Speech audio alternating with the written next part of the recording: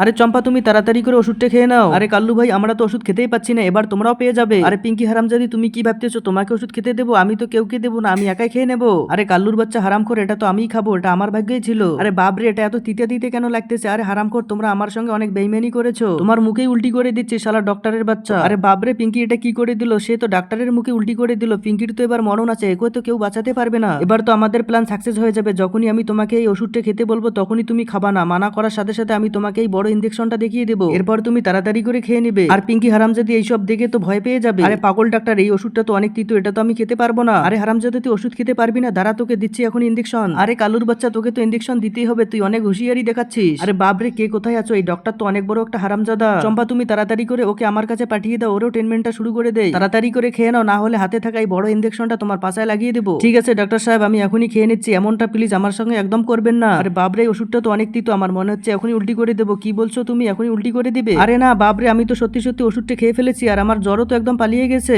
Baby আমি তো কোনো ডক্টর না, আমি হলাম তোমার সোনু বেবি। আরে বাপরে আমার তো দম বেরিয়ে গিয়েছিল। বন্ধুরা তারপর মাকে মন থেকে ভালোবেসে ভিডিওতে লাইক করে চ্যানেলটা সাবস্ক্রাইব করে দাও।